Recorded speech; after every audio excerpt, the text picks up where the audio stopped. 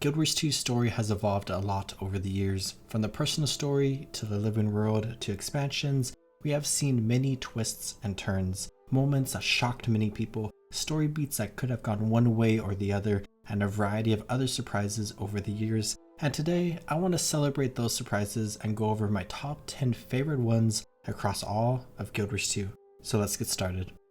In the number 10 spot is the reveal of Cantha and Soo-Won. These are two ideas that are very distinct but also interconnected. First, Cantha.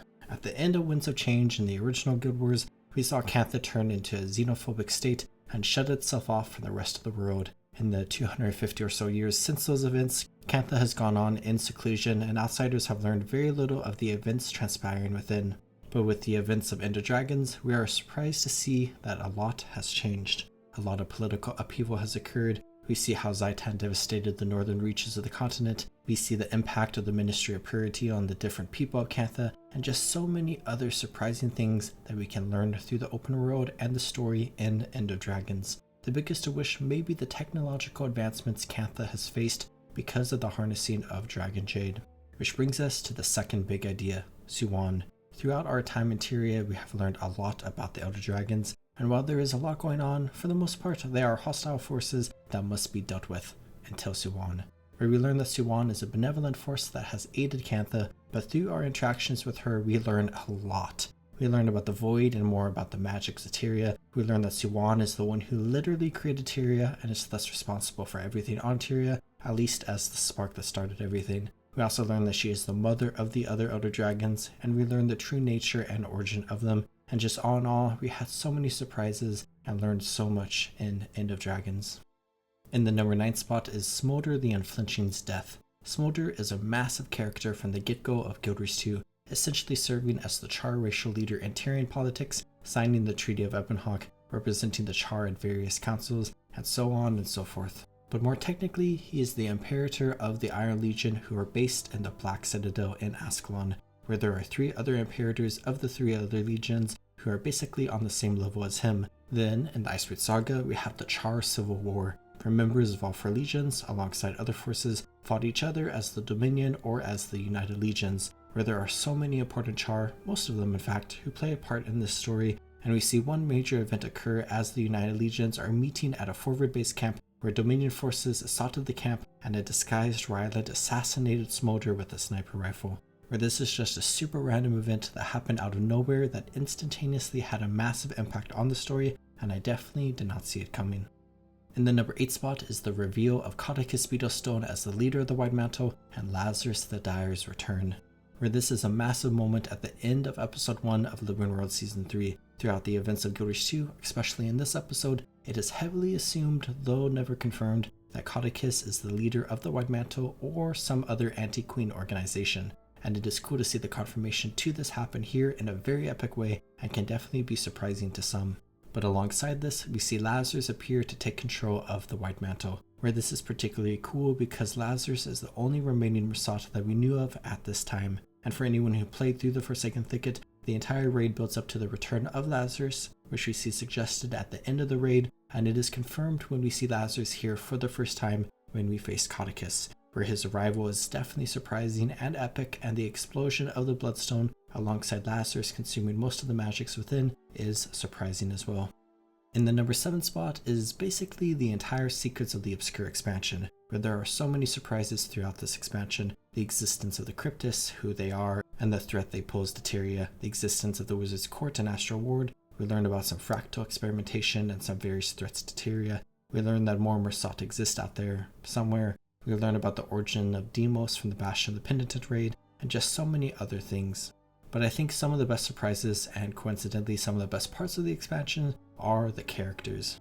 We meet up with Zoja, learn what she has been up to, and learn about her role in the story moving forward. We meet up with Ascaran, a living seer who is the leader of the Wizard's Court, and we learn a lot about the Wizard's Tower. We meet Mabon, a living Mrsat. We meet Lear, a living flesh and blood dwarf. We meet Dagda, a living Jotun, who is the first implicitly female Jotun we ever meet. We met an undead Galrath, the individual who was investigating the Wizard's Tower in the original Guild Wars, and all these characters are plucked from different times in Tyria's history and represent their individual races from those individual times. Each of these characters are surprising and cool to meet, and I personally love all of them, as well as many other characters we meet throughout the expansion.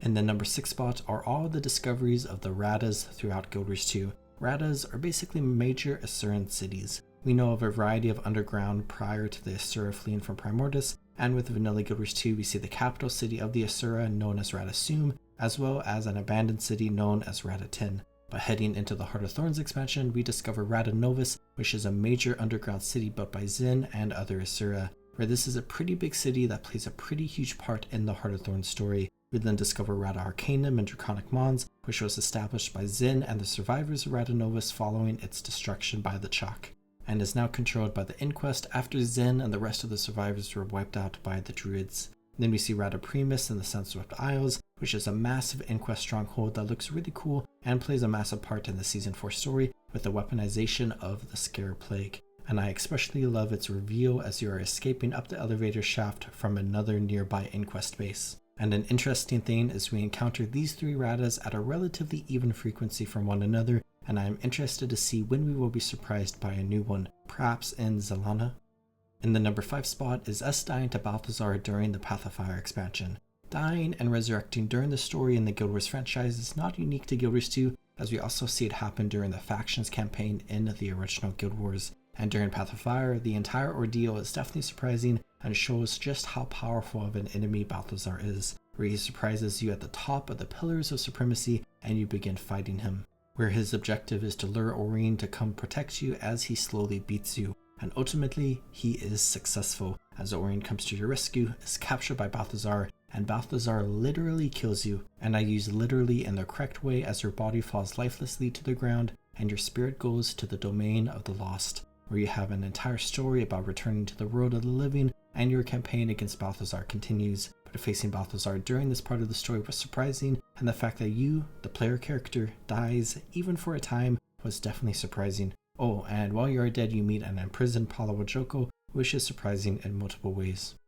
In the number 4 spot is Aurene eating Palawa Joko. Now the entire story related to Palawa Joko is incredible, and the entire story mission in Gandhara the Moon Fortress is incredible. I really love Palawa Joko as a character, and his entire story, including his final moments. Whereas you defeat Joko, you have one of the greatest cutscenes in Guild Wars 2 as Joko comes back to life and casts a spell on you that disables you. Which this is a little surprising, but kind of expected because Joko is a lich, where he begins monologuing against you, reinforcing the idea that killing the Elder Dragons may not be the smartest thing to do, and as he begins wrapping up his monologue, Aurene flies in and devours Joko whole, consuming all of his magic and killing him for good.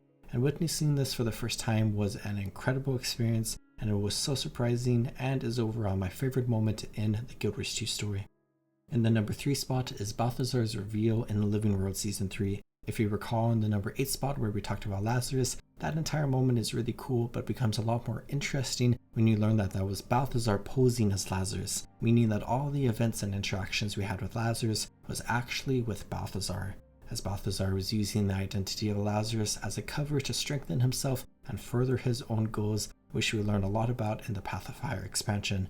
And this is not the end of Lazarus' story, as we deal with him for good in a couple of episodes. But I think the entire bait and switch with Lazarus being Balthazar is really cool and was built up pretty well, because when you go back into the previous episodes and think about the events that have transpired, it makes a lot more sense when you figure out that it was actually Balthazar all along. I also love this whole interaction we have with Casimir, a human with a very strong faith in the human gods, having a crisis of faith when Balthazar reveals himself.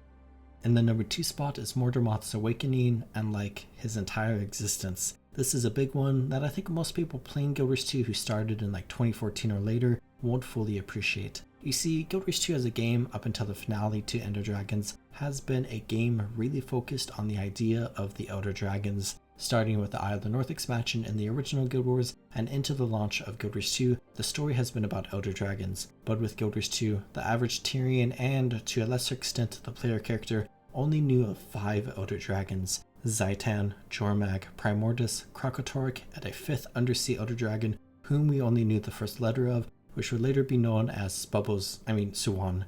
But Mordremoth was an unknown entity. Nobody really knew the Elder Dragon existed. With the original launch of Guild Wars 2, there were a ton of hints that a 6th Elder Dragon related to plants existed. We even knew of the name Mordremoth because of skill names. where the most prominent example of these can be found within the Infinite Coil reactor, as the Inquest were investigating all the Elder Dragons, including the water and plant ones. And it wasn't until the very ending of Living World Season 1, where Scarlet Briar succeeded in her plan to wake Mordremoth, that we, the players, had true confirmation, and that the average Tyrian even knew of the existence of Mordremoth, which then takes us into Living World Season 2, that builds up into the entire Heart of Thorns expansion as we deal with the 6th, previously relatively unknown Elder Dragon. But now for the number 1 spot, for my favorite story surprise in all of Guild Wars 2, and I think it just has to go to Aurene's death. Similar to the previous spot, this one is probably going to have a much bigger impact on players who were actively playing through Guild Wars 2 as this developed. As we approach the end of Living World Season 4, we have the massive battle in Thunderhead Peaks as the united forces of Tyria, alongside Dragon's Watch and Aurene, battle against the overwhelming might of Krakatork and the Branded. And while the battle seems to go well for the most part, and while we do land a decisive blow against this Elder Dragon, the people of Tyria see a massive defeat. Aurene, the core of Glint's prophecy, is killed. Aurene, the person who I consider to be the main character in all of Guild Wars 2, was killed. The character whose egg was revealed in Living World Season 1, where we did everything we could to protect the egg in Season 2, to the Heart of Thorns expansion, where we recover the egg and return it to Tyria, to Living World Season 3, where the egg hatches and Aurene is born, to us bonding with and growing this baby dragon, to Path of Fire, where we see Aurene kidnapped by Balthazar and we have to rescue her, where Aurene grows at the end of the Path of Fire expansion into a powerful adolescent dragon, to us continue to bond with her and grow with her as she has set down a path of destiny to defeat her own grandfather to save the world of Tyria, was killed.